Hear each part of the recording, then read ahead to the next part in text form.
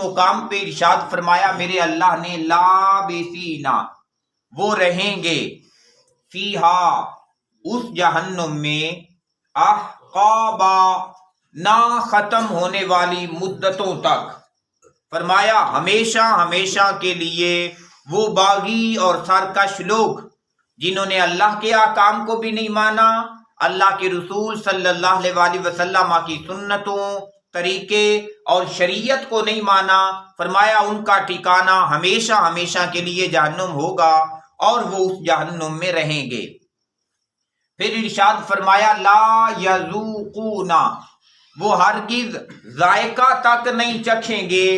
فیہا، اس جہنم میں۔ گویا جو بندہ اپنے کفر کی وجہ سے، جو بندہ اپنی سرکشی کی وجہ سے، اللہ اور اس کے رسول کی مخالفت کی وجہ سے جہنم چلا گیا، فرمایا اسے ذائقہ تک نصیب نہیں ہوگا، بردن، ایسی ٹھنڈک کا جو انسانی جسم کے لیے راحت اور سکون کا سبب بنتی ہے، وہ ٹھنڈک جو انسانی وجود کو سکون دیتی ہے، فرمایا اس کا ذائقہ تک انہیں نصیب نہیں ہوگا، ولا شرابا، اور نہ ہی کچھ ایسا مشروب جو انسانی وجود کو بھا جائے، جو انسان کی طبیعت کے موافق آ جائے، فرمایا ایسا مشروب بھی جہنم کے اندر کسی جہنمی کو نصیب نہیں ہوگا۔ پھر ارشاد فرمایا اللہ، مگر یہ کہ ہاں بھی کچھ مشروب ہیں جو ان لوگوں کے لیے تیار کر رکھے ہیں، فرمایا حمیمن، وہ کھولتا ہوا پانی ہوگا اہل جہنم کے لیے، اور یہ ان کی اس دنیا کے اندر سرکشیوں، نافرمانیوں اور ان کے کفر کی سزا ہوگی، فرمایا کھولتا ہوا پانی، وغساقا، اور ان کے لیے پیپ ہوگی جو انہیں پینے کے لیے جہنم کے اندر دی جائے گی۔ اس وجہ سے اس دنیا کی زندگی میں جہنم سے ہمیشہ پناہ مانگنے کا حکم دیا گیا ہے، اور یہ حکم دیا گیا ہے کہ بندہ فرما برداری والی زندگی گزارے تاکہ آخرت کی ان سختیوں سے اپنے آپ کو بچا سکے۔ پھر میرے اللہ نے حکم ارشاد فرمایا جزاءً، یہ بدلہ ہوگا، یہ جہنمیوں کے اوپر ظلم نہیں ہوگا، یہ ان کے ساتھ زیادتی نہیں ہوگی، بلکہ یہ تو بدلہ ہوگا وفاقا، جو انہیں پورا پورا دیا جائے گا ان کے دنیا کے کرتوتوں کا۔ دنیا کے اندر انہوں نے جو اعمال کیے، دنیا کے اندر جو انہوں نے ظلم کیا، جو زیادتی کی، جو نافرمانی کی، جو کفر کیا، ان کے کفر کا بدلہ یہ ہے کہ اس انداز کے ساتھ آخرت کے اندر انہیں جزا دی جا رہی ہے۔ لیکن دوسری طرف اگر بندے کو ایمان نصیب ہو جائے، بندہ اللہ کا فرما بردار ہو جائے، تو اس کے لیے میرے اللہ نے آخرت میں بڑے انعامات بھی تیار فرما رکھے ہیں۔ پھر میرے اللہ نے حکم ارشاد فرمایا انہم، یہ سب کچھ انہیں اس لیے دیا جا رہا ہے کہ بے شک وہ لوگ کانو تھے، لا یرجونا، امید ہی نہیں رکھتے تھے، حسابا،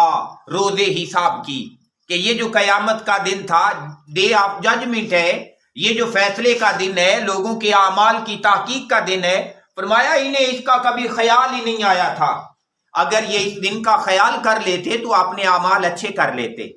اللہ اور اس کے رسول کے ساتھ بغاوت نہ کرتے، فرما برداری والی زندگی گزارتے، اور اگر فرما برداری والی زندگی گزارتے تو انعام پا جاتے۔ اب کیونکہ انہوں نے سرکشی والی زندگی گزاری ہے تو انہیں اس کا پورا پورا بدلہ آخرت کے اندر دیا جا رہا ہے۔ پھر ارشاد فرمایا وَكَذَّبُوا، اور انہوں نے جھٹلایا، بِآيَاتِنَا، ہماری نشانیوں کو۔ اللہ تبارک و تعالیٰ نے تو اپنی قدرت کی نشانیاں بندے کے سامنے کھول کھول کے رکھ دی ہیں،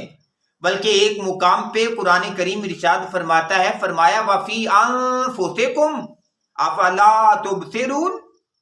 فرمایا اللہ کی قدرت کاملہ کی نشانیاں تو تمہارے من کے اندر موجود ہیں، کیا تم اپنے اندر بھی کبھی نہیں جھانکتے؟ اپنے اندر دیکھیں کیسے کیسے نظام میرے اللہ نے بنا رکھے ہیں۔ ڈاکٹر تحقیق کر کے بتا رہے ہیں کہ دل کے سلسلے کیسے ہیں، کہ کس انداز کے ساتھ چلتا جا رہا ہے، کس انداز کے ساتھ پمپ کرتا ہے، پورے وجود کو خون فراہم کرتا ہے۔ پھر بندے کا معدہ ہے تو کس کس طرح کی تیزابیت اس کے اندر رکھ دی ہوئی ہے کہ جو بعض دفعہ انسان کے لیے بہت زیادہ مفید ہے، کہ اگر وہ تیزابیت نہ ہو تو کھانا ہضم ہی نہ ہو۔ پھر اللہ تبارک و تعالیٰ نے انسان کے پورے وجود میں آنکھیں عطا کی، بندے کو کان عطا کیے، بندے کو زبان عطا کی، تو ایک ایک نعمت پہ غور کرے تو فرمایا یہ نعمتوں پہ غور تمہیں اللہ تعالیٰ کے دربار تک پہنچا دے گا۔ اور اس سے ہٹ کے اگر باہر دیکھیں تو کھلی کتاب کی طرح اللہ کی نعمتیں، اللہ کی رحمتیں، اللہ کی قدرت کاملہ کی نشانیاں ہمارے سامنے موجود ہیں، لیکن اللہ تعالیٰ نے فرمایا انہوں نے انکار کیا ہماری آیتوں کا، کذابا، اس طرح کا انکار کہ پھر انہوں نے اللہ کی بات بھی نہ مانی، اللہ کے رسول کی بات بھی نہ مانی، قرآن کی بات بھی نہ مانی، اور وعظ اور نصیحت کرنے والے لوگوں کی بات کو بھی قبول نہ کیا۔ پھر ارشاد فرمایا میرے اللہ نے وَكُلَّ شَيْءٍ، اور ہر شے جو اس کائنات میں پائی جاتی ہے۔ ہم بعض دفعہ تنکا اٹھاتے ہیں تو کہتے ہیں یہ بھی کوئی شے ہے، تو فرمایا ہر وہ چیز جسے تم چیز سمجھتے ہو، فرمایا احصیناہ، ہم نے اسے گن گن کے رکھا ہوا ہے، ہم نے اس کا شمار رکھا ہوا ہے کتابا۔ اور یہ شمار بھی ایسے نہیں رکھا ہوا زبانی کلامی۔ بعض دفعہ زبانی کلامی بات ہونا تو لوگ کہتے ہیں کہ بھائی جی نہیں ایسی بات تو نہیں ہوئی تھی۔ میرا اللہ ارشاد فرماتا ہے کتابا، ہم نے اس بات کو لکھ کر رکھا ہوا ہے۔